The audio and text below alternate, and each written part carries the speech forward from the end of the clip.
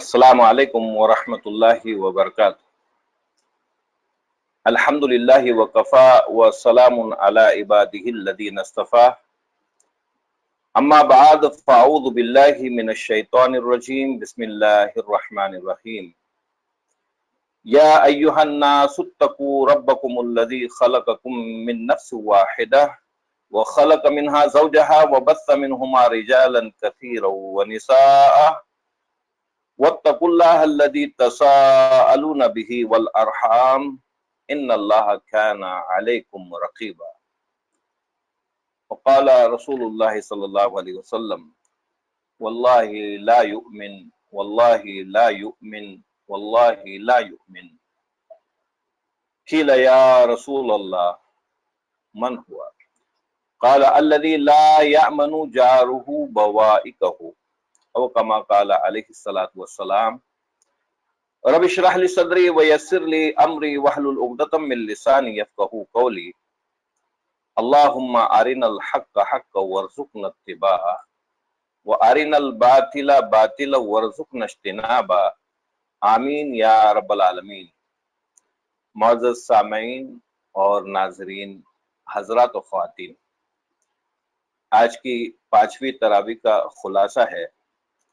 اصل میں یہ ہم ایسے ہی کہہ دیتے ہیں کہ تراویح کا خلاصہ ہے، تراویح تو بیشتر جگہوں پر ہو بھی نہیں رہی ہے، مگر ہم نے ان کو حصوں میں تقسیم کیا ہے۔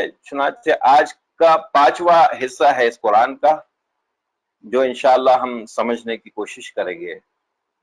کل ہم نے آل عمران کو، یعنی سورہ آل عمران کو اختتام تک پہنچایا تھا، سمجھنے کی کوشش کیے تھے۔ شاید کچھ حصہ چھوٹ بھی گیا ہو، ہم انشاءاللہ اس کو تفاسیر میں پڑھ سکتے ہیں۔ آج سورہ نساء کی شروعات ہے، جو آیت تلاوت کی گئی یہ سورہ نساء کی پہلی آیت ہے۔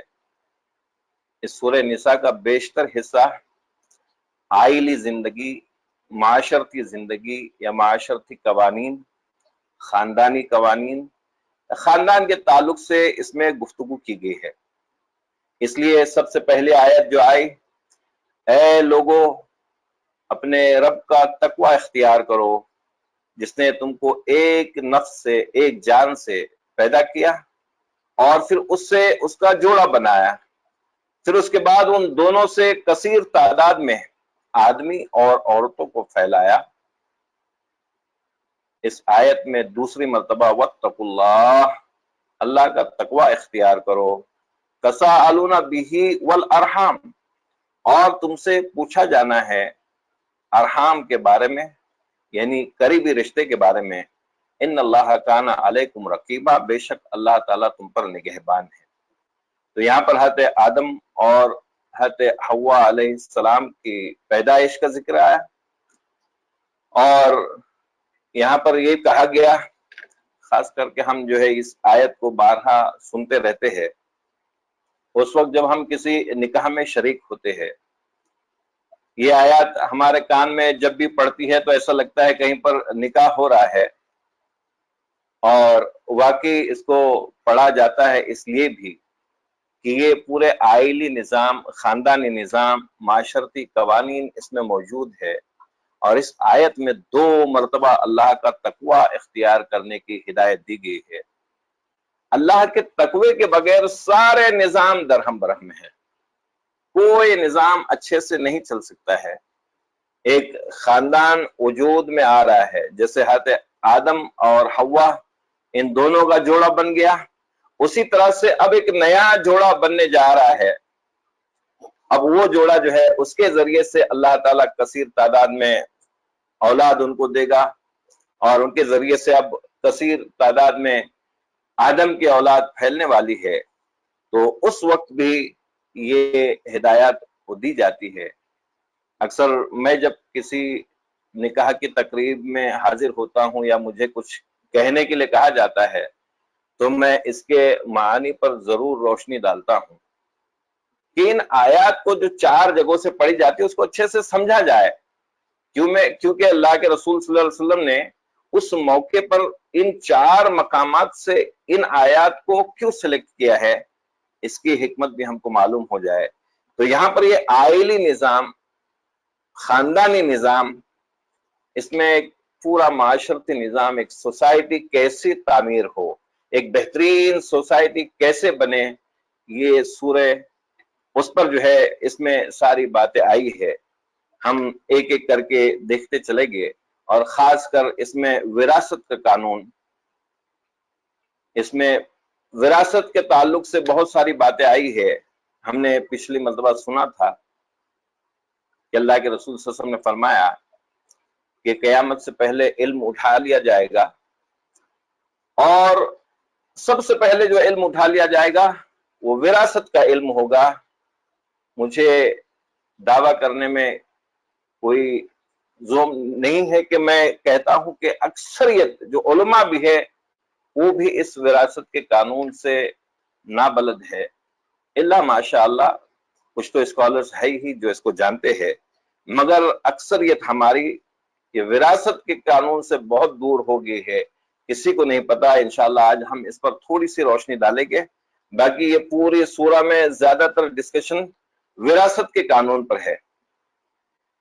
تو یہ حضرت آدم علیہ السلام کو اللہ تعالیٰ نے پیدا کیا، اور پھر انہی میں سے یعنی ان کے پسلی سے جو ہے حضرت حوا کی تخلیق کی.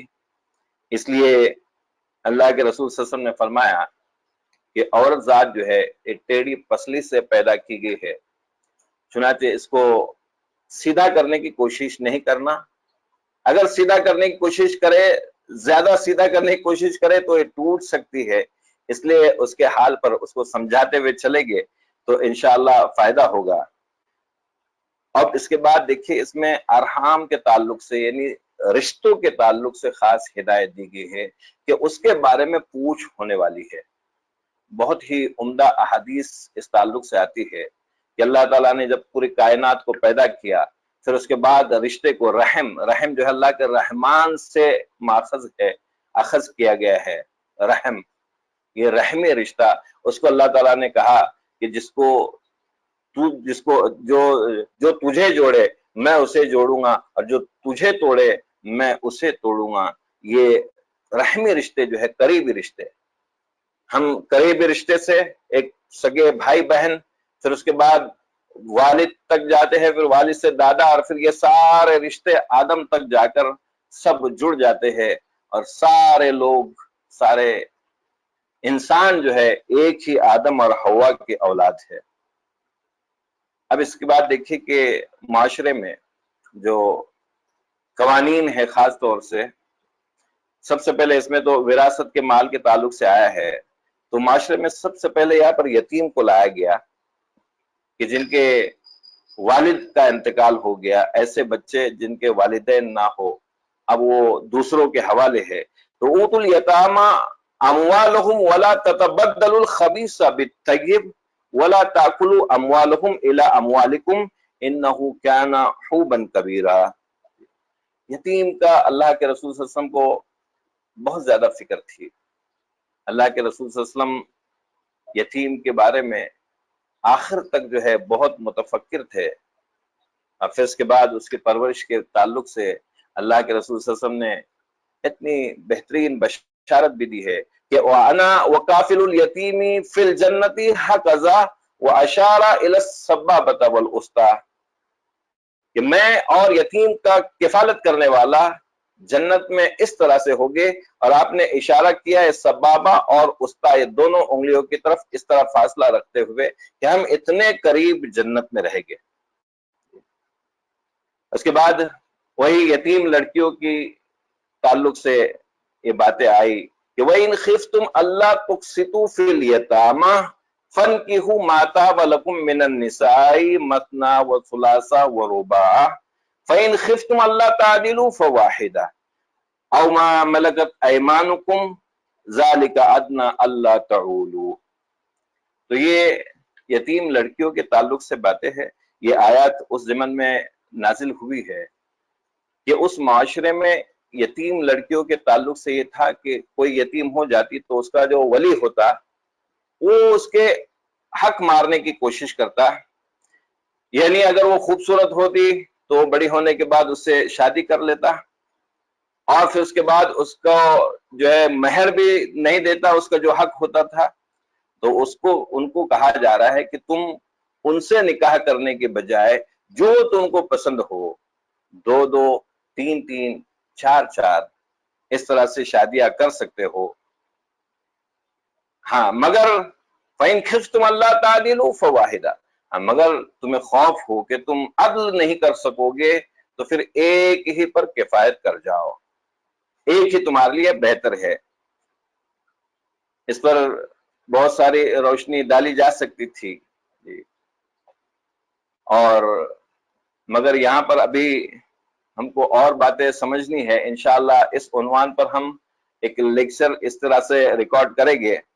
ابھی ہم وراثت کے قانون کی طرف چل رہے ہیں. سب سے پہلے جو وراثت کے قانون میں وَلَا تُؤْتُوا السُّفَهَاءَ أَمْوَالَكُمُ الَّتِي جَعَلَ اللَّهُ لَكُمْ قِيَامًا وَارْزُقُوهُمْ فِيهَا وَاكْسُوهُمْ وَقُولُوا لَهُمْ قَوْلًا مَّعْرُوفًا. سب سے پہلے جو تمہارے ساتھ میں سفہا، ہم نے اسے یقول السفہا بیوقوف یعنی جو عقل نہیں رکھتے یا جو نادان ہیں یا جو تھوڑا ذہنی کمزور ہے، ان کے تعلق سے بات آ گئی کہ ان کے مال ان کے پاس ان کے حوالے نہیں کرو. جو وراثت میں ان کا مال آیا ہے، اگر تم بڑے بھائی ہو اور چھوٹا بھائی بیوقوف ہے یا نادان ہے تو اس کا مال اس کے حوالے نہیں کرو، بلکہ وہ تمہارے ہی پاس رکھو اور اس کی کفالت اس مال کے ذریعے سے کرتے رہو. اسی طرح سے اگر بڑا بھائی بیوقوف ہے، نادان ہے، تو چھوٹا بھائی اس طرح سے کرے کہ اس کا مال اس کے حوالے نہیں کرے، بلکہ وہ اس کے پاس رکھتے ہوئے اس کے اچھے سے کفالت کرے. یہ اور حضرت عمر رضی اللہ عنہ نے یہ فرمایا کہ ان کا مال جو ہے وہ تجارت میں لگایا کرے تاکہ وہ مال بڑھتا رہے. اور خاص کر یتیموں کے مال کے تعلق سے حضرت عمر نے فرمایا کہ ان کا مال اگر اسی طرح سے رکھا گیا اور استعمال یعنی تجارت میں استعمال نہیں کیا گیا تو زکوٰۃ جو ہے وہ یتیم کے مال پر بھی اگر وہ مال یعنی زکوٰۃ کے مد میں آتا ہے، یعنی اس پر زکوٰۃ اگر واجب ہوتی ہے تو وہ یتیم کا بھی مال اگر ہو تو اس میں سے زکوٰۃ دینی پڑے گی، اور ایسا ہوگا کہ وہ زکوٰۃ جاتے جاتے سارا مال اسی زکوٰۃ میں ختم ہو جائے گا.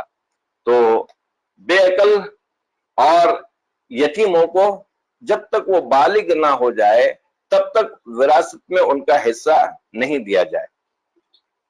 ابھی وراثت کے تعلق سے خاص کر ہم سارے لوگ، خود ہم بھی، یعنی ہماری کتنی ہی زمینیں جائیداد والدین کے بعد ایسی ہی پڑی رہی، ابھی تک بھی پڑی ہے، اور ایسے سارے لوگوں کا معاملہ ہے. ہم سمجھتے ہیں کہ یہ وراثت جو ہے بس اس کو بعد میں ہم دیکھ لیں گے، لیکن آگے ہم لوگ آیات دیکھیں گے. اس سے پہلے سورہ بقرہ میں وہ آیت ہم نے دیکھی تھی کہ اللہ نے جس میں حکم دیا تھا کہ اگر تم سفر میں ہو اور موت کے قریب پہنچ جاؤ تو پھر وصیت لکھ دو کہ کس کو کتنا مال دینا ہے، کیسے اس کی وراثت کو تقسیم کرنا ہے. مگر جب یہ وراثت کا قانون، یہ سورہ نساء یہ پوری نازل ہو گئی، اب اس میں کلیئر ہو گیا، واضح ہو گیا، اب کسی کے اختیار میں نہیں رہا کہ وہ کسی طرح کی کوئی وصیت کرے سوائے اس کے کہ جو اللہ تعالیٰ نے اس کو اجازت دی ہے. باقی اب اللہ کے حوالے ہے، اللہ تعالیٰ زیادہ بہتر جانتا ہے کہ وراثت میں کس کو کتنا حصہ ملے. چنانچہ یہ آگے والی آیت میں وہ بات آئے گی. پہلی یہ بات ہے کہ آدمی اور عورت دونوں کو اللہ تعالیٰ نے وراثت میں حصہ دیا ہے. ہم غیروں سے خاص کر سنتے ہیں کہ اسلام میں جو ہے عورت کو صحیح مقام نہیں دیا گیا، اس کے حق مارے گئے، اس کے حق مارے گئے. وراثت کا حق ایسا حق ہے، بلکہ اور سارے حقوق جو اسلام نے دیے ہیں الحمدللہ اور کہیں پر ہم کو نظر نہیں آتے. تو اسلام نے وراثت میں بھی یہاں پر فرمایا لِلرِّجَالِ نَصِيبٌ مِّمَّا تَرَكَ الْوَالِدَانِ وَالْأَقْرَبُونَ وَلِلنِّسَاءِ نَصِيبٌ مِّمَّا تَرَكَ الْوَالِدَانِ وَالْأَقْرَبُونَ. اگر والدین کوئی مال چھوڑ کر جائے اس میں آدمی کا بھی ویسا ہی حصہ ہے اور عورت کا بھی ویسا حصہ ہے، مما کلا منہ او کثر، ہاں اس میں سے کسی کو کم یا کسی کو زیادہ ہو سکتا ہے، نصیبا مفروضہ، جو اللہ تعالیٰ نے بانٹا ہے اس حساب سے دینا پڑے گا جی۔ اب اس کے بعد دیکھیے اس کے وراثت میں جو ہے جو لوگ حق مارتے ہیں ان کو ایک خاص وصیت کہ وَلْيَخْشَ الَّذِينَ لَوْ تَرَكُوا مِنْ خَلْفِهِمْ ذُرِّيَّةً، اگر تم جو ہے تمہارے پیچھے چھوٹے بچے چھوڑ کر جا رہے ہو، تم موت کے قریب ہو گئے اور اب تمہاری اولاد ننھے منھے بچے تم چھوڑ کر جا رہے ہو، تو تمہاری کس طرح کی کیفیت ہوگی، تم کتنے ڈر رہے ہوگے، کیا وہ ہمارے بچوں کے ساتھ میں کیا معاملہ ہونے والا ہے، یہ ہمارے بڑے بھائی ہے، یہ ہمارے چھوٹے بھائی ہے، یہ ہمارے چاچا ہے، یہ ہمارے خالو اور پھوپھا ہے، یہ ساری دولت پر کیا کرے گے، تم کتنے متفکر ہوگے۔ اسی طرح سے تم دوسروں کے بچوں کے معاملے میں بات کرو جی۔ اب دیکھیں کہ اس میں یہ جو آیات آئی، اللہ تعالیٰ نے ساری وراثت کو تقسیم کر دیا۔ یہ آیات تھوڑی مشکلات میں سے بھی ہے، ہر کسی کے سمجھ میں نہیں آتی، بلکہ میں بھی اس کو کئی سالوں سے سمجھ نہیں سکا، لیکن آخر میں اس کے آیت کو میں بتاتا ہوں کہ سارے ڈسٹریبیوشنز کرنے کے بعد اس کے جو ایکسپرٹس ہوتے ہیں ہم ان کے پاس جائے جب بھی وراثت کا معاملہ آئے، اور وراثت کا معاملہ کب آتا ہے وہ بھی ہم دیکھتے ہیں اس میں، ایہم اقرب لکم نفعا فریضۃ من اللہ، یہ اللہ کی طرف سے فریضہ ہے۔ فریضہ کب ہوتا ہے؟ نماز کا وقت ہو گیا ہے، اب نماز ہم پر فرض ہے، فریضۃ من اللہ۔ اب یہ وراثت کب فرض ہوگی؟ جب کوئی مر گیا اور اس کا ورثہ وہ چھوڑ گیا، تو مرنے کے بعد پہلا کام ہے کہ فرض ادا کیا جائے۔ ہمیں بہت سو کو بہت برا لگتا ہے کہ ابھی مرے ہی نہیں تو لوگ کھڑے ہو گئے کہ ہمارا حق چاہیے، ہمارا حصہ چاہیے۔ تب تک جو بڑے بڑے تھے انہوں نے سب حق جو ہے چھین لیا لوگوں کا۔ تو فریضۃ من اللہ، ان اللہ کان علیما حکیما، بے شک اللہ تعالیٰ حکمت والا ہے، علم والا ہے، اس کو معلوم ہے کہ کیا چیز کیسی تقسیم کی جائے اور کب تقسیم کی جائے۔ اور اس کے بعد یہ سارے قانون نافذ کرنے کے بعد اللہ تعالیٰ نے قوانین دینے کے بعد فرمایا تلک حدود اللہ، یہ اللہ کی حدود ہے، یہ باؤنڈریز ہے، من یطیع اللہ ورسولہ یدخلہ جنات تجری من تحتہا الانہار، تو جو کوئی ان حدود کی پاسداری کرے، پابندی کرے، وہ داخل کیا جائے گا ان جنات میں جس کے دامن میں ندیاں بہتی ہے، خالدین فیہا، وہ ہمیشہ اس میں رہے گے، وذالک فوز العظیم، اور یہ بہت بڑی کامیابی ہے۔ اصل ہم وہ مال لے کر سمجھیں گے کہ اس دنیا میں ہم کامیاب ہو گئے، اصل کامیابی وہ آخرت میں اگر ہم جنت میں چلے گئے اور جہنم سے بچ گئے تو یہ ہماری اصل کامیابی ہوگی۔ اور جو کوئی ایسا نہیں کرے گا، وَمَن يَعْصِ اللَّهَ وَرَسُولَهُ، جو کوئی اللہ کے اور اس کے رسول کے حکم کی نافرمانی کرے گا، وَيَتَعَدَّى حُدُودَهُ، اور اس کے حدود کے باہر جائے گا، يُدْخِلْهُ نَارًا خَالِدًا فِيهَا، تو وہ نار میں جہنم میں داخل کر دیا جائے گا، وہ اس میں ہمیشہ رہے گا، وَلَهُمْ عَذَابٌ مُهِينٌ، اور اس کو اہانت والا، بے عزتی والا عذاب وہاں پر دیا جائے گا جی۔ اب اس کے بعد جو ہے میں شروع میں بتایا کہ یہ سورہ معاشرتی قانون کے تعلق سے بات کرتی ہے۔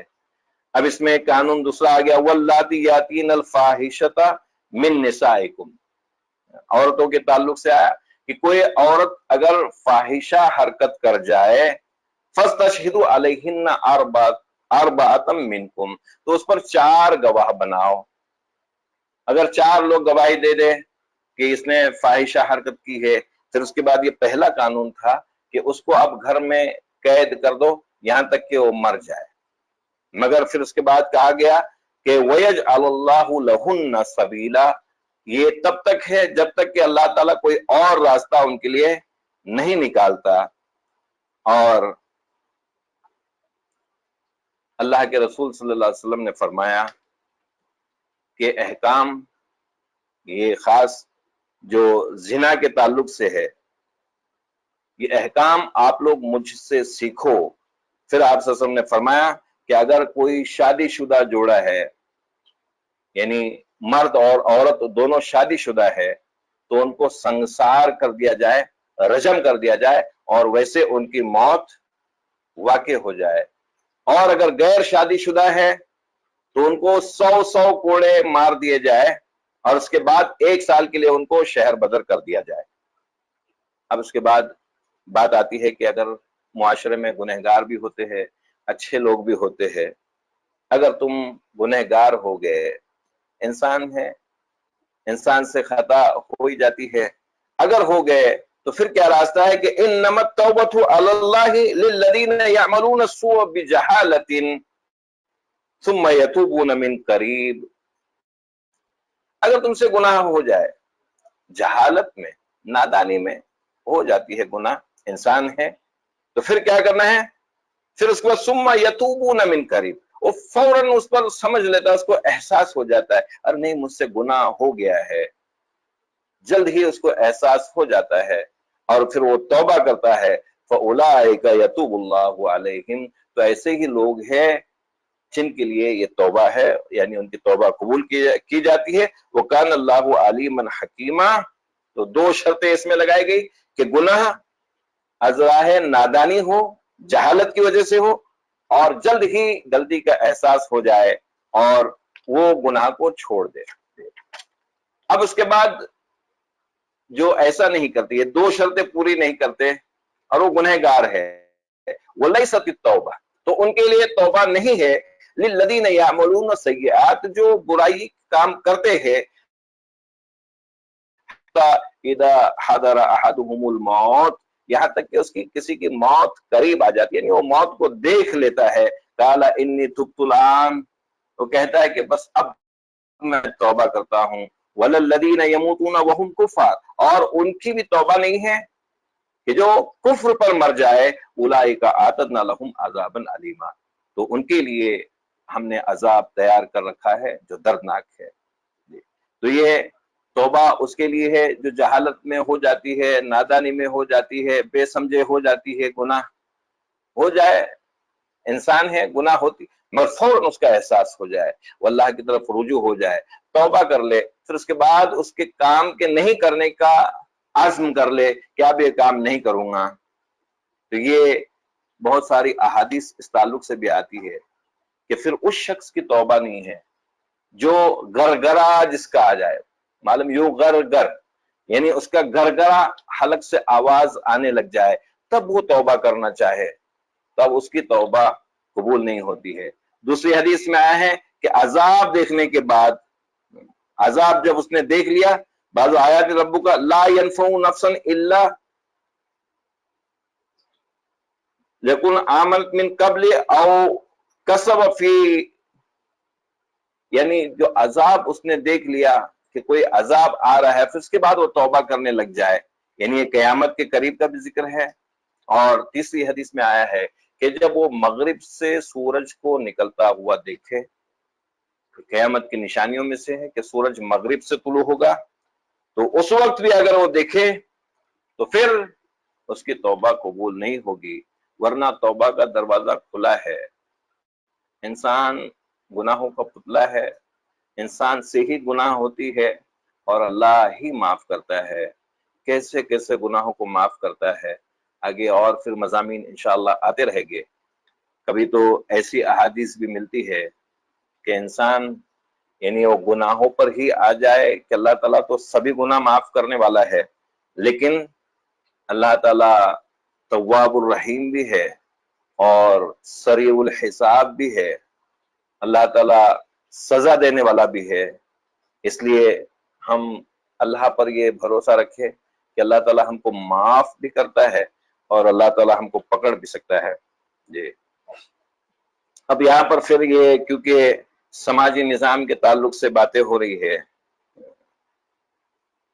یہ خاص عورتوں کے تعلق سے بات آئی، یہ سورہ نسائی ہے، نساء یعنی عورت، سورہ کا نام ہی نساء پڑ گیا ہے، عورتوں کے تعلق سے بہت سارے اس میں قوانین آئے ہیں۔ یا ایھا الذین آمنوا لا یحل لکم ان ترثوا النساء، اے وہ لوگوں جو ایمان لائے ہو، تم وارث نہیں بن جاؤ، تمہارے لیے حلال نہیں کہ تم وارث بن جاؤ کرہن،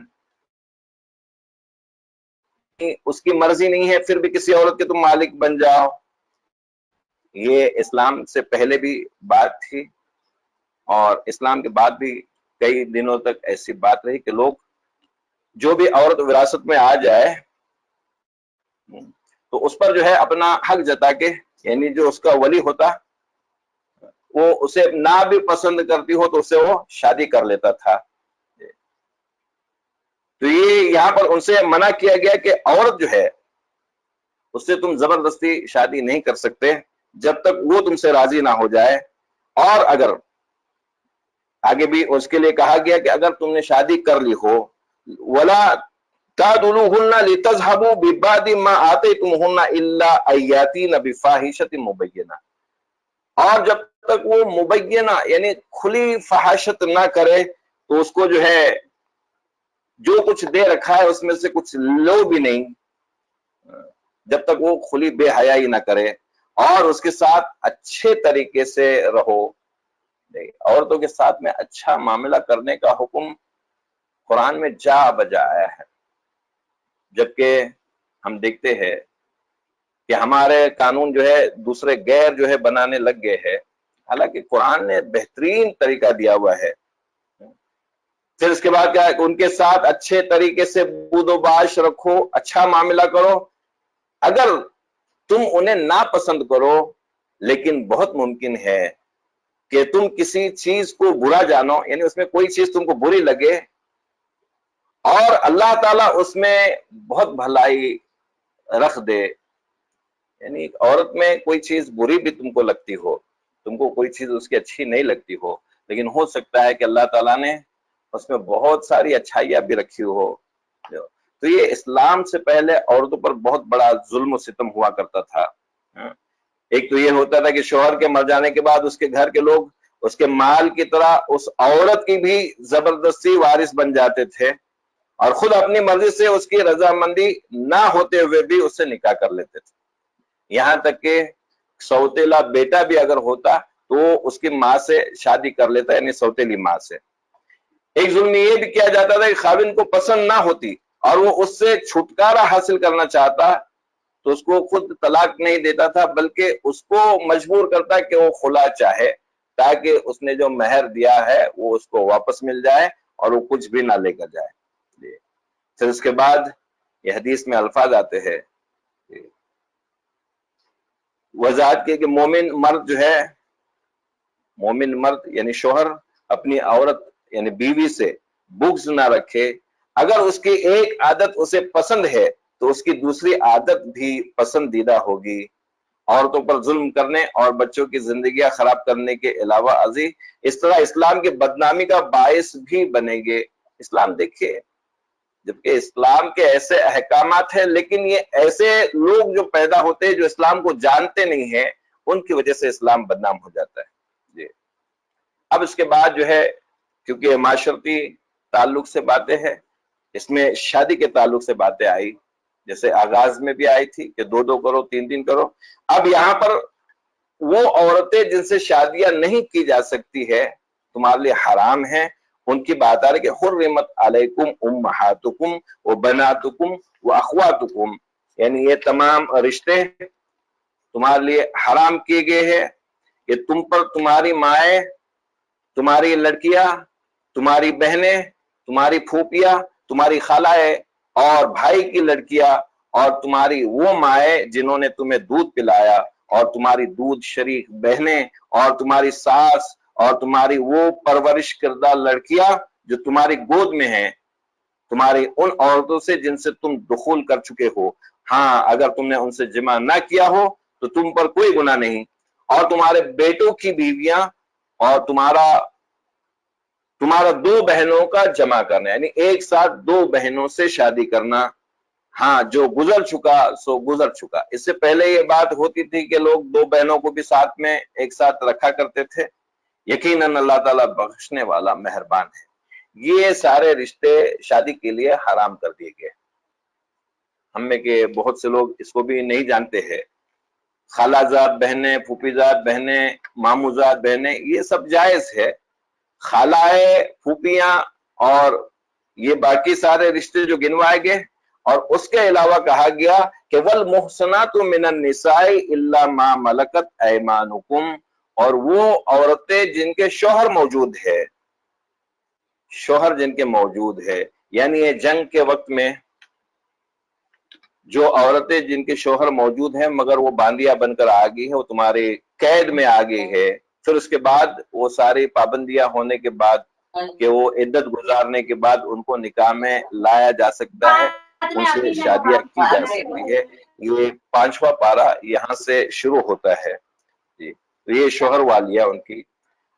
اور ابھی یہ قانون اللہ تعالیٰ نے بتانے کے بعد فرما رہا یرید اللہ ان یخفف عنکم وخلق الانسان ضعیفا.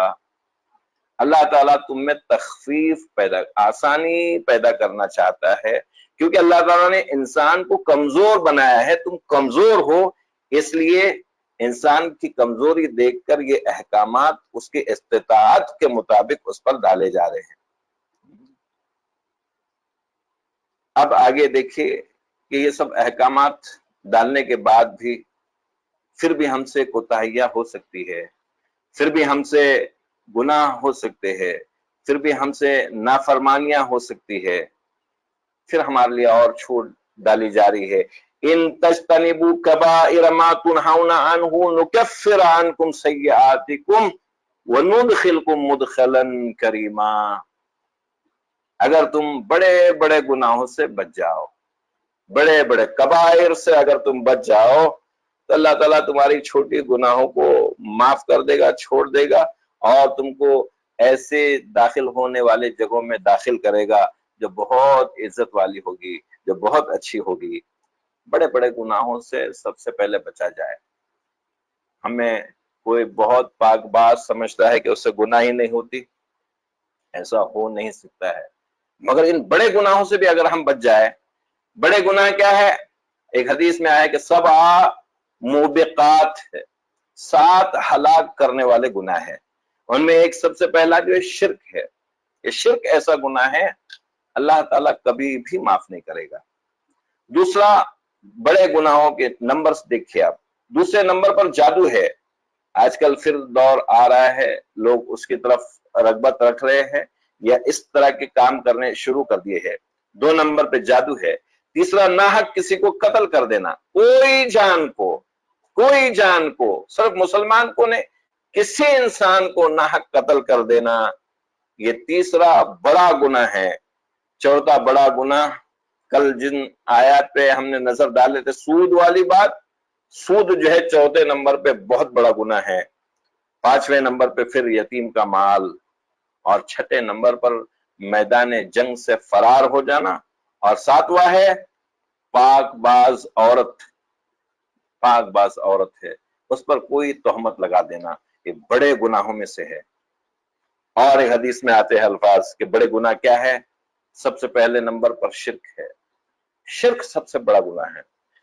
اللہ جس نے تم کو پیدا کیا وہی حق رکھتا ہے اس کو الہ مانا جائے، اس کے سوا معبود کوئی نہ ہو، عبادت اس کے سوا کسی کی نہ ہو. تو شرک پہلے نمبر پہ ہے. دوسرے نمبر پہ اولاد کا قتل، اس ڈر سے کہ رہے تمہارے اکنامی جو ہے وہ ڈاؤن ہو جائے گی، تمہاری حالت اچھی نہیں رہے گی.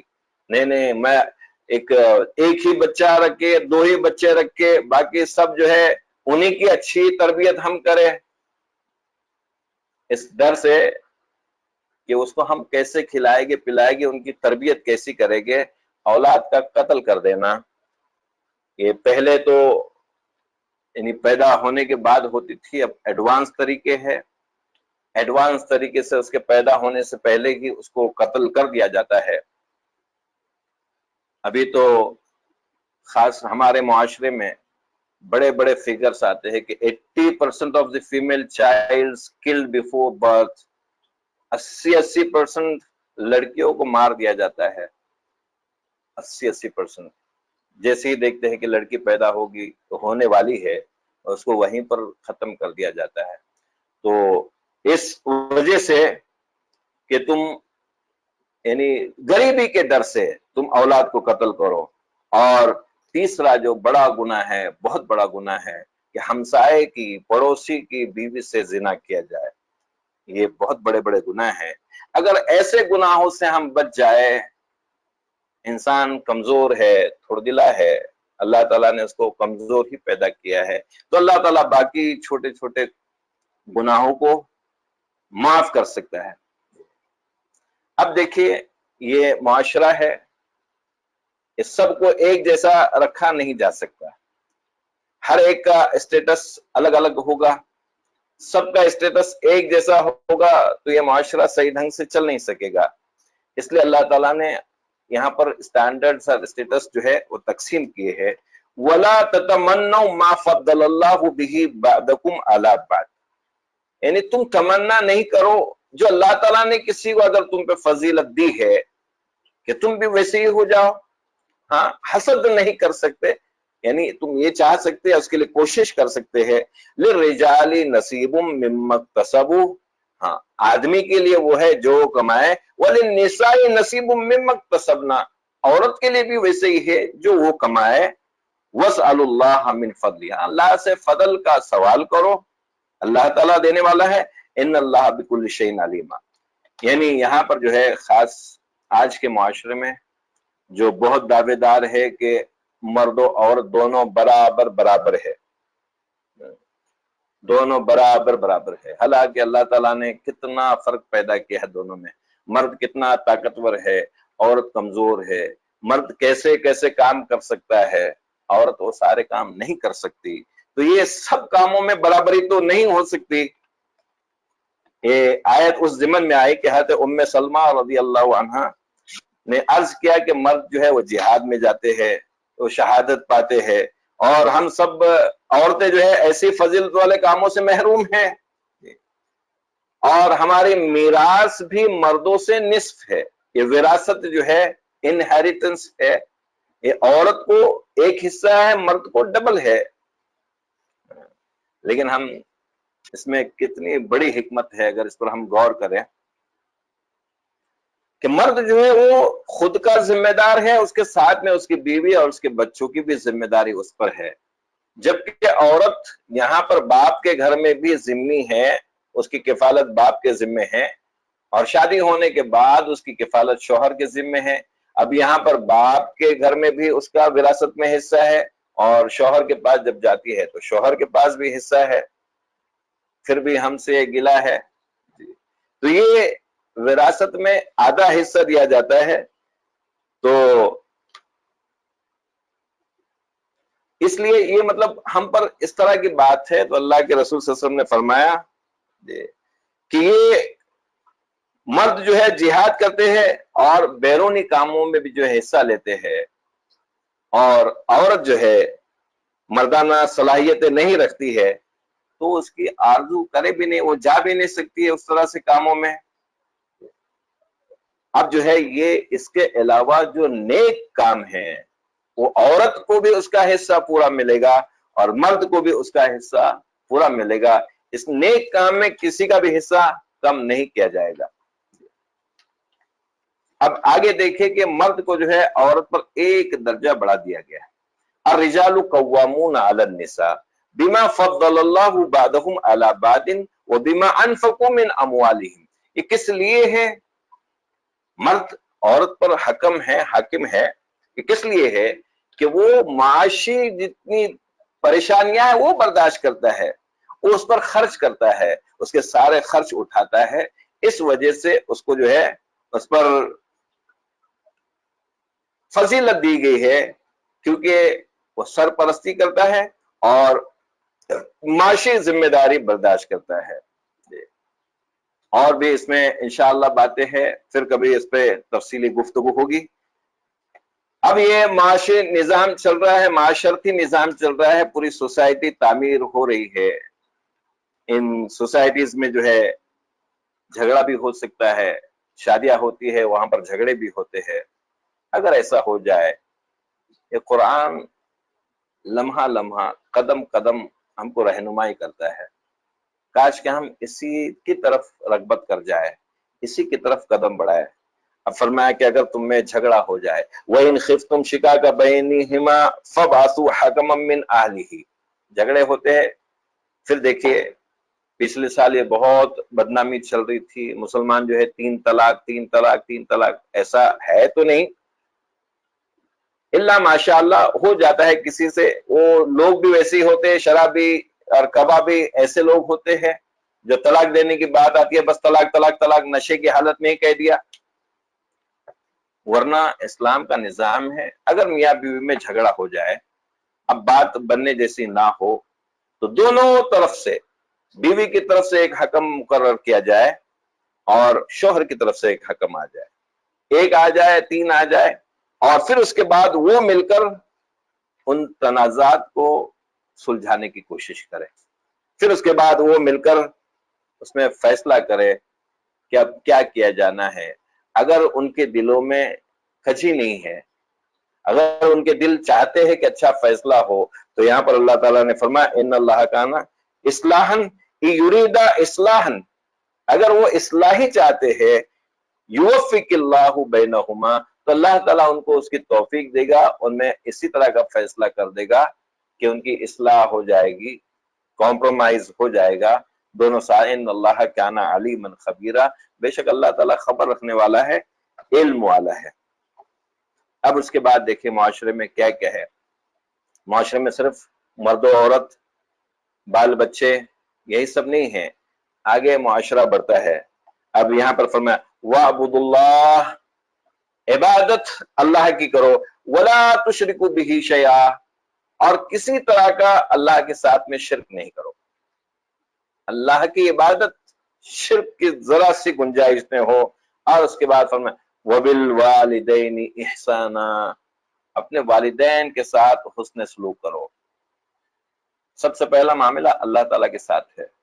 اور اللہ تعالیٰ نے یہ عبادت جب اللہ تعالیٰ نے بیان کی قرآن میں کہیں پر، تو اس کے بعد فوراً جو ہے یہ والدین کے تعلق سے باتیں کی کہ ان کے ساتھ میں حسن سلوک کیا جائے، اچھا برتاؤ کیا جائے. وہ بذل قربا، اور اپنے رشتہ داروں کے ساتھ میں اچھا معاملہ کیا جائے. والیتاما، اور یتیموں کے ساتھ میں. والمسکین، اور مسکینوں کے ساتھ میں. والجاری ذل قربا، مسکین تک ہو گیا، یہ سارے تمہاری سوسائٹی ہے، یہ تم مسلمان بھی ہو، لیکن اب جاری ذل قربا، جار تمہارا پڑوسی جو ہے، جو رشتہ دار پڑوسی ہے.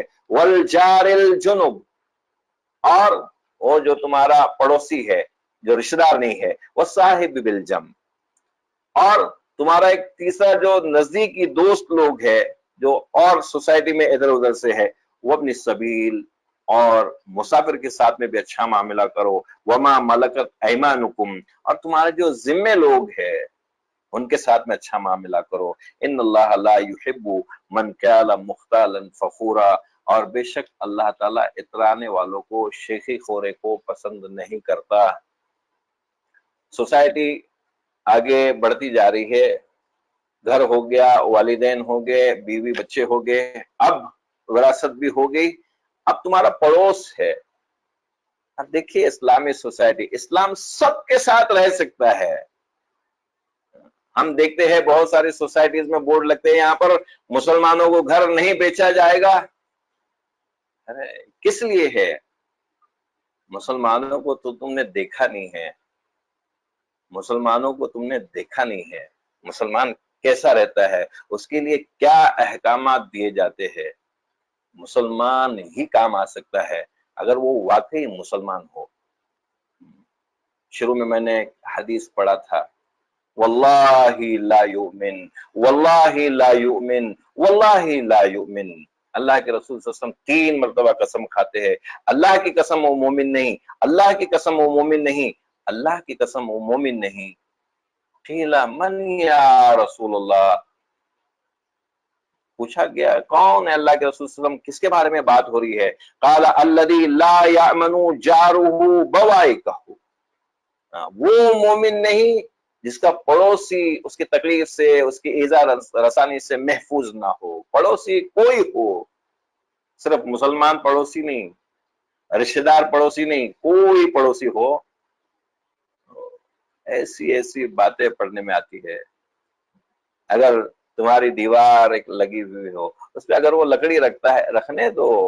اور مسلمان جو ہے، اسلام پڑوس چاہتا ہے، اسلام لوگوں کو نزدیک کرنا چاہتا ہے، الگ الگ نہیں. آج ہمارا معاشرہ کیا بنا ہے، ماحول کیا بنا ہے، نہیں ایک دیوار، یہ میری دیوار ہمارے بھائی کے دیوار سے تھوڑی دور ہو تاکہ جھگڑے نہیں ہو، جھگڑے نہیں ہو، قریب رہ کر جھگڑے نہیں ہو. ہم قریب کیسے آئے، دور کیسے ہو، وہ نہیں سوچا جائے. پڑوسی چاہے مسلم ہو چاہے غیر مسلم ہو، وہ ہمارا پڑوسی ہے. کیا حق ہے اس کے؟ ما زال جبریل یوصینی بالجار حتی ظننت انہ سیورثہ. اللہ کے رسول صلی اللہ علیہ وسلم فرماتے ہیں کہ جبرائیل علیہ السلام کبھی ایسا نہیں ہوا کہ جب بھی وہ آتے تو پڑوسی کے تعلق سے ضرور کچھ نہ کچھ وصیت کر جاتے. یہاں تک کہ میں سمجھنے لگ گیا کہ وہ پڑوسی کو میرے وراثت میں حصے دار نہ کرتے. دیکھیے پھر سے حدیث بھی وراثت کے تعلق سے آئی ہے، سورہ میں وراثت تقسیم ہو رہی ہے. پڑوسی کو وراثت میں، یعنی بالکل پڑوسی اپنے گھر ہی کا فرد ہے، چاہے وہ ہمارا رشتہ دار ہو چاہے نہیں ہو. 3 طریقے کے پڑوسی یہاں پہ بتائے. ایک جو رشتہ دار پڑوسی ہے، دوسرا جو رشتہ دار نہیں ہے، اور تیسرا جو دوست احباب میں سے تھوڑا دور کا پڑوسی ہے. 40 گھروں تک پڑوس ہے. اگر مسلمان ان احکامات پر عمل کرے گا تو سوسائٹی میں اس کو کتنا پوچھا جائے گا، کتنا مقام ملے گا. ہر سوسائٹی والے چاہیں گے اب مسلمانوں کو لاؤ، یہ کتنا کام کا ہوتا ہے. واقعی ایسا ہوتا تھا. ایک پڑوس میں گھر بکنے آیا، لوگ بولے اس کی قیمت اتنی، ارے اتنی قیمت ہے، کیوں اتنی قیمت ہے؟ وہ عبداللہ ابن مسعود اس کے پڑوسی ہے، عبداللہ ابن مسعود پڑوسی ہے، اس لیے گھر کی قیمت بڑھتی ہے. کاشی مسلم سوسائٹی، یہاں پر بہت مہنگے مکان ہیں کیونکہ مسلمان بہت اچھا رہتے ہیں. اسلام میں صفائی کی بہت پابندیاں ہے، صفائی کو آدھا ایمان کہا گیا ہے. مسلمان میں اچھا برتاؤ کرنے کو ایمان کی بات کہی گئی ہے. مسلمان سے یہ کہا گیا ہے کہ جب تم سالن بناؤ تو اس میں تھوڑا پانی زیادہ ملاؤ تاکہ تمہارا پڑوسی اس کو بھی تھوڑا سالن پہنچا دو. مسلمان سے یہ کہا گیا کہ اگر تم نے اچھا پیٹ بھر کر کھانا کھا لیا اور تمہارا پڑوسی بھوکا سو گیا، تم کو حساب دینا ہوگا. یہ سارے مسلمانوں کے لیے. یہ مسلمانوں کی کیسی سوسائٹی تعمیر ہوتی ہے. کوئی ایک مسلمانوں کی سوسائٹی اسلام کی بنیاد پر تعمیر ہو کر لوگوں کو دکھائی جائے، تب لوگوں کو لگے کہ یہ اسلام ہے، تب لگے کہ یہ اسلام ہے. تو یہ سوسائٹی اس طرح کی. حضرت عائشہ فرماتی ہے کہ اگر میرے 2 پڑوسی ہے اور تو دونوں میں سے کس کا مجھ پر زیادہ حق ہے؟ تو اللہ کے رسول صلی اللہ علیہ وسلم نے فرمایا جس کا دروازہ تیرے سے زیادہ قریب ہے، جس کا دروازہ زیادہ قریب ہے، جو پہلا پڑوسی ہے. الاقرب فالاقرب، جو سب سے قریبی ہے اس کا سب سے پہلا حق ہے. تو یہ سوسائٹی، اسلامی معاشرہ، واقعی یہ ایک سورہ کو سمجھا جائے کیسے زبردست سوسائٹی بن سکتی ہے. اس کا نام ہی رکھ دیا جائے کہ اسلامی سوسائٹی ہے، یہ مسلمان سوسائٹی ہے، یہ مسلمان معاشرہ ہے. اور یہ سب کے لیے پھر آگے آپ بات دیکھیے کہ بخل سے جو ہے منع کیا گیا. بخیل جو ہے یہ پسند نہیں ہے بالکل. الذین یبخلون ویأمرون الناس بالبخل، وہ لوگ جو خود بھی بخل کرتے ہیں، لوگوں کو بھی اس کا حکم دیتے بچا کے رکھ بابا، بعد میں بہت کام لگنے والا ہے، بہت کام آنے والا ہے. بہت ہی مذمت کی گئی ہے بخیل لوگوں کی. بخیل جنت میں داخل نہیں ہوگا. بخیل جو اپنا مال بچا بچا کے رکھتا ہے، وہ خود پر بھی خرچ نہیں کرتا، اپنے گھر والوں کو अकरबा को नहीं देता, घर वालों को भी अच्छा खिलाता नहीं, अच्छा पहनाता नहीं, अच्छा रखता नहीं, न लोगों को काम आता है, उसका माल बेकार हो जाता है, पड़ा रहता है। खुद करोड़पति है, बच्चे पैदा होते वो भी उस बिजनेस में जाते हैं, वो और कमाते, सिर्फ बचा बचा के अपने अगले आने वालों के लिए रख देते हैं, न खुद पर खर्च करते हैं न दूसरों को देते हैं। उनकी बड़ी मजम्मत आई है। बिलबुखली वयक्तमून अम्मा आताहुमुल्लाहु मिन फदली, और वो छुपा कर रखते हैं जो अल्लाह ताला ने उनको अपने फजल से दिया है। वो आतदना लिल काफिरीन अज़ाब मुहीना, ऐसे काफिरों के लिए जो बुखल करते हैं उनको काफिर कहा कि काफिर यानी ना शुक्री करने वाले। अल्लाह के रसूल सल्लल्लाहु अलैहि वसल्लम फरमाते हैं कि अल्लाह ताला चाहता है कि उसने जो तुमको नेमतें दी है उसका इजहार हो।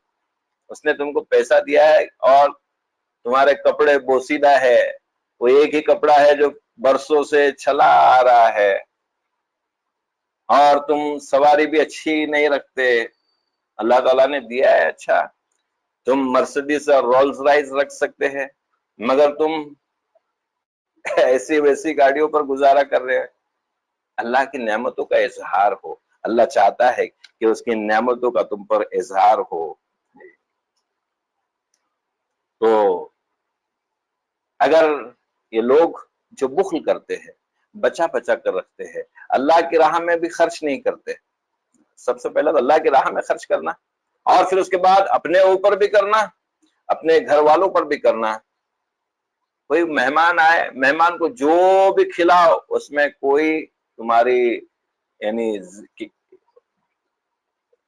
यानी तुमसे क्या बोलते हैं उसको, ज्यादती नहीं है कि तुम कितना भी खिलाओ, ये कंजूसी नहीं किया जाए, खूब खिलाया जाए मेहमानों को। और तो ये लोग जो बुख्ल करते हैं और अगर खर्च भी करते हैं, अगली आयत आती है उनके लिए, वल्लज़ीना युनफिकूना अम्वालहुम रियाअ अन्नास, अगर खर्च भी करते हैं तो वो लोगों के दिखाने के लिए करते हैं, यानी कभी कभी उनको मजबूरन करना भी पड़ता है खर्च। बहुत मतलब ऐसा होता है कि अरे नहीं कि तो लोग देखते हैं, आजकल तो ये सारे हमारे लोग जो है छुपा छुपा कर उसको रखते हैं। अकाउंट्स भी ऐसे है कि वो लोग जो है अकाउंट्स में किसी बैंक में मालूम नहीं पड़ता कि इसका कितना पैसा है, उनको देखकर भी उनको लगता नहीं कि इनके पास कुछ पैसा होगा भी। कभी कोई देखता है कि अरे इसको पास कुछ मांगू कि नहीं मांगू, वो देगा भी कि नहीं देगा, ये उसका कितमान है, उसको छुपाना है कि अपनी दौलत किसको नजर भी नहीं आए। जब भी उसको ऐसा पूछा जाए कि 500 के लिए भी पूछा जाए तो ऐसा लगेगा अरे बेचारे के पास 500 भी नहीं होगा, जबकि वो करोड़ों उसके पास पड़े हुए होते हैं।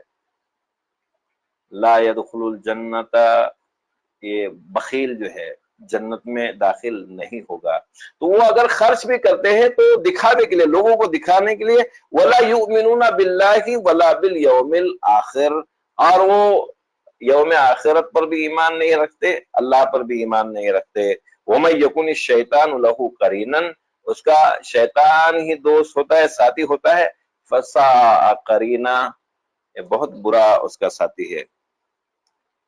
अब इसके बाद देखिए, फिर इस माशरे को सुधारने के लिए लोगों को उठाया गया है, खुसूसन इस उम्मत को उठाया गया है, इस उम्मत को उम्मत वसत बनाया गया है।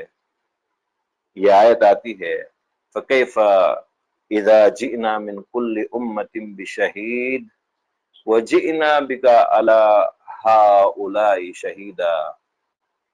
ऐ नबी सल्लल्लाहु अलैहि वसल्लम, क्या हाल होगा तुम्हारा उस दिन जिस दिन हर उम्मत में से एक गवाह खड़ा किया जाएगा और तुमको खड़ा किया जाएगा इन सब के खिलाफ। अल्लाह के रसूल सल्लल्लाहु अलैहि वसल्लम एक मर्तबा मस्जिद में तशरीफ रखते हैं।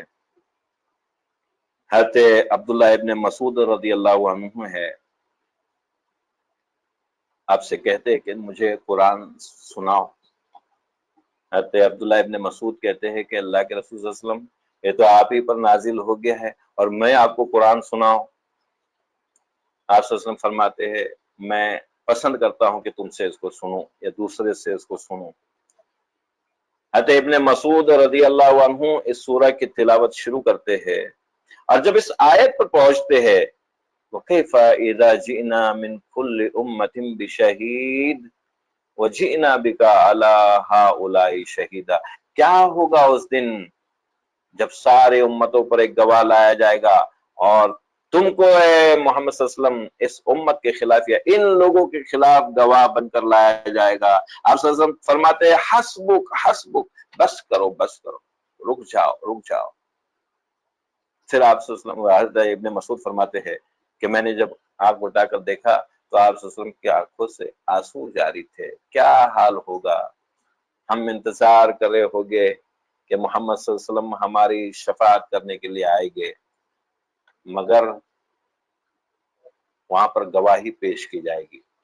اور سورہ فرقان میں آیت آئی ہے وقال الرسول ان قوم اتخذوا هذا القرآن مہجورا، اور رسول کہے گا اس دن یہ میری قوم ہے جس نے قرآن سے ہجرت کر لی تھی، قرآن کو چھوڑ دیا تھا، قرآن کو صرف ثواب کی چیز سمجھ کے ادھر طاق پر رکھ دیا تھا۔ یہ ہمارے خلاف گواہی، الا ہؤلاء شہید، الا آتا ہے خلاف میں گواہی دینے کے، رسول صلی اللہ علیہ وسلم ہمارے خلاف گواہی دے دیں گے۔ دوسری روایت میں یہ بھی آتا ہے کہ ہم امت وسط ہے، اور خاص اللہ کے رسول صلی اللہ علیہ وسلم کی فضیلت ہے کہ تمام امتوں پر آپ صلی اللہ علیہ وسلم کو گواہ بنا کر لایا جائے گا۔ جس طرح ہم نے پچھلی مرتبہ سنا کہ حضرت نوح علیہ السلام کی قوم وہ انکار کر دیں گے کہ ہم کو کوئی دعوت نہیں پہنچی، اسی طرح سے اور قومیں بھی جو ہے اور امتیں انکار کر دیں گی کہ ان انبیاء علیہ السلام نے ہم کو دعوت نہیں پہنچائے، تو محمد صلی اللہ علیہ وسلم کو فائنل گواہ بنا کر لایا جائے گا، اور وہ کہیں گے کہ ہاں اللہ ان نبیوں نے ان تک دعوت پہنچائی تھی۔ جبکہ وہاں سے بات آئے گی کہ یہ تو نہیں تھے تو ان کو کیسے معلوم، تو وہ کہیں گے کہ اللہ تعالیٰ نے مجھے وحی کے ذریعے سے سمجھا دیا تھا، میں اس وقت بھی گواہ تھا، آج اسی لیے میں گواہ بنا کر لایا گیا ہوں۔ تو یہ گواہی کس بات کی گواہی؟ انبیاء علیہ السلام کو ایک دعوتی کام دیا جاتا، وہ لوگوں تک پہنچاتے ہیں، پھر اس کی گواہی قائم ہو جاتی ہے۔ اللہ کے رسول صلی اللہ علیہ وسلم کو یہ قرآن سونپا گیا، اور آپ صلی اللہ علیہ وسلم نے یہ پورا قرآن ہم تک پہنچا دیا۔ یہ حجۃ الوداع کے موقع پر جو ہے اللہ کے رسول صلی اللہ علیہ وسلم سب سے گواہی لیتے ہیں، الا هل بلغت، الا هل بلغت، الا هل بلغت، میں نے پہنچایا کہ نہیں پہنچایا، پہنچایا کہ نہیں پہنچایا۔ سارے صحابہ ایک زبان ہو کر قد بلغتا وادہتا ونصحتا، اے اللہ کے رسول صلی اللہ علیہ وسلم آپ نے پہنچا دیا، پہنچانے کا حق ادا کر دیا، نصیحت کا حق ادا کر دیا۔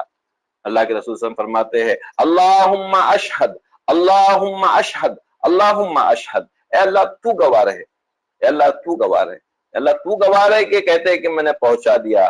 پھر اس کے بعد فرمایا فَلْيُبَلِّغِ الشَّاهِدُ الْغَائِبَ، رب جو یہاں پر موجود ہے وہ پہنچائے ان لوگوں تک جو یہاں پر موجود نہیں ہے۔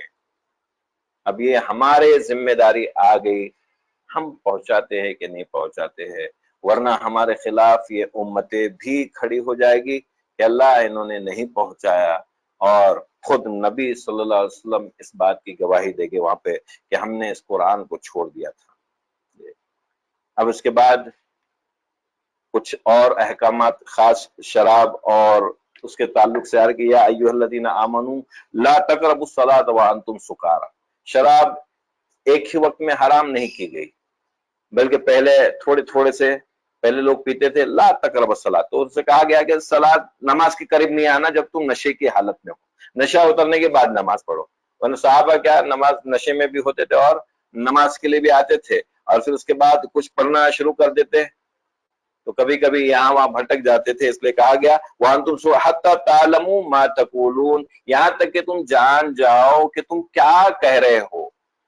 یہ دو باتیں بھی یہاں پر ہم کو نوٹ کرنی چاہیے کہ ہم جانتے نہیں ہم کیا کہہ رہے ہیں تو ہم نماز کی طرف جائے، وہ نشے کی حالت میں ہوتے تھے، نہیں جانتے تھے کیا کہہ رہے ہیں۔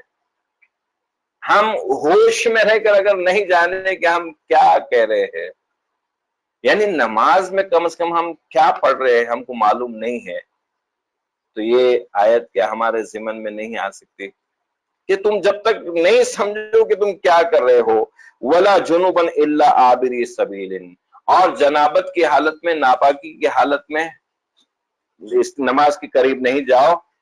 عابر سبیل، یا سفر میں جب ہو تم اور تم کو جنابت ہو جائے، تم ناپاک ہو جاؤ، حتی تغسلوا، یہاں تک کہ تم غسل کر لو، وَإِن كُنتُم مَرْضَىٰ أَوْ عَلَىٰ سَفَرٍ، ہاں مگر تم بیمار ہو، غسل نہیں کر سکتے، یا تم سفر میں ہو، تم کو پانی میسر نہیں ہے، تو پھر او جاء احد منکم من الغائط او لامستم النساء، یعنی تم کو کسی طرح کی کوئی ناپاکی ہو گئی ہے یا تم عورتوں کے قریب گئے ہو، فلم تجدوا ماء، اور تم کو اب پانی میسر نہ ہو، نہیں ملے، فتیمموا صعیدا طیبا، تو پھر تیمم کر لو، یہ پاک مٹی سے تیمم کر لیا جائے، فامسحوا بوجوہکم وایدیکم، اور تیمم کرنے کا طریقہ بتا دیا گیا، تیمم مٹی پر ہاتھ لگا کر اپنے چہروں پر ملے اور اپنے ہاتھوں کو ملے، بس وجوہکم وایدیکم ان اللہ کان عفوا غفورا۔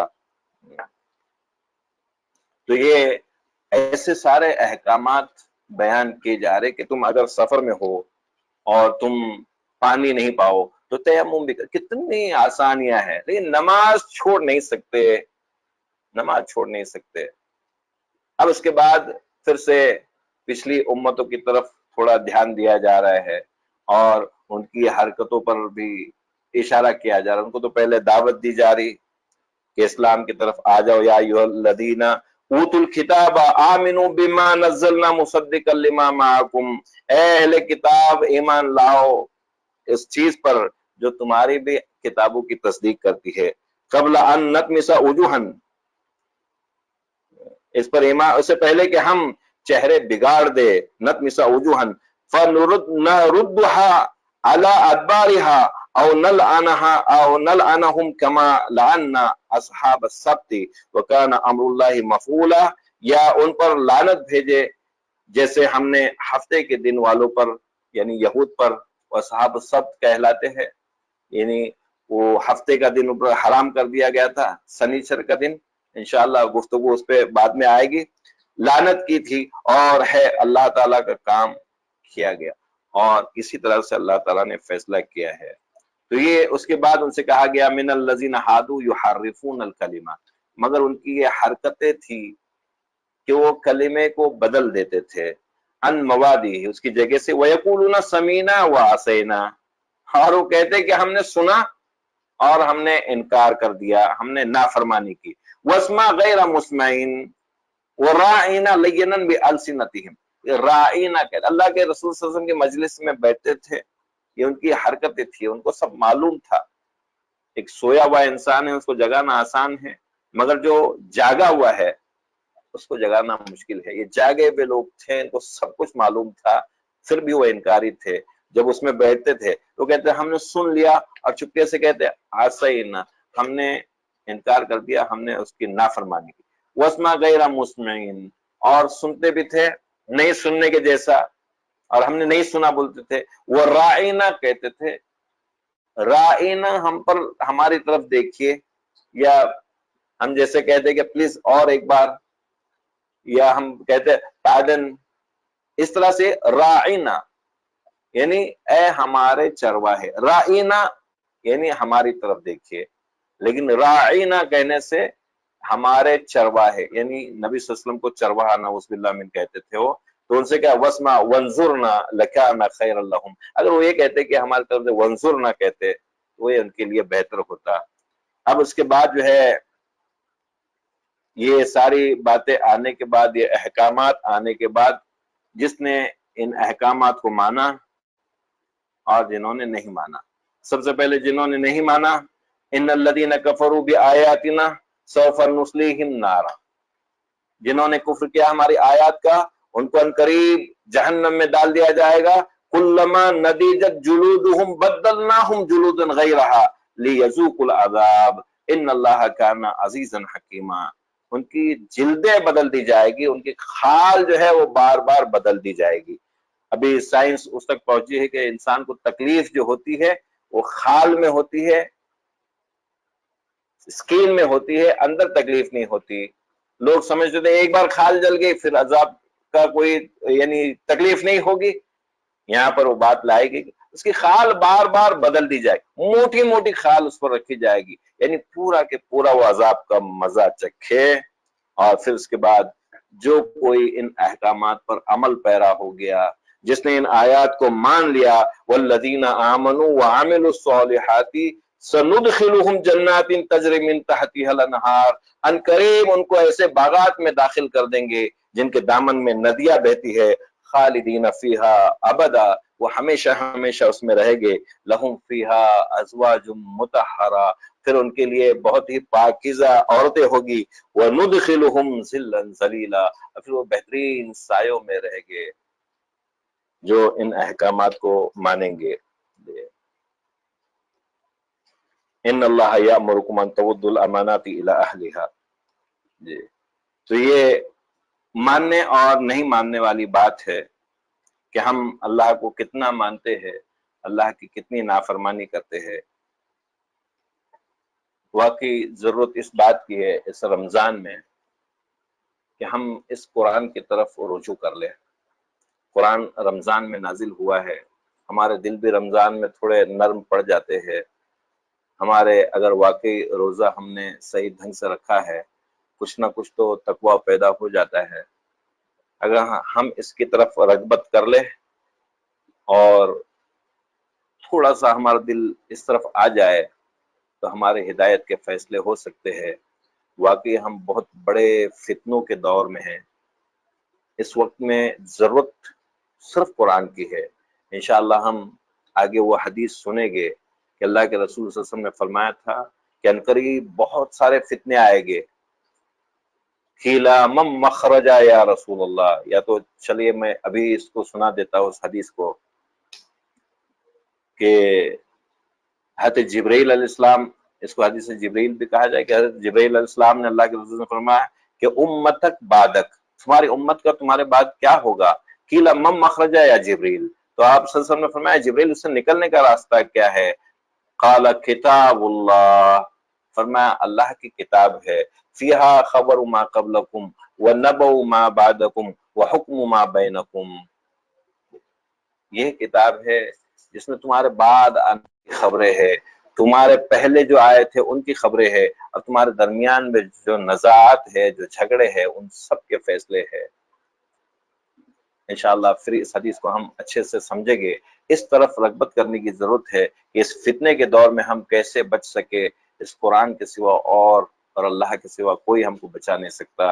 अल्लाह ताला से दुआ है कि अल्लाह ताला हमारी इन छोटी छोटी काविशों को, इन छोटी छोटी कोशिशों को, जिस तरह से भी हम इबादत करते हैं, अल्लाह उसको कबूल फरमाए। व आखिर दावाना अनिल हम्दुलिल्लाहि रब्बिल आलमीन, वस्सलामु अलैकुम व रहमतुल्लाहि व बरकातहू।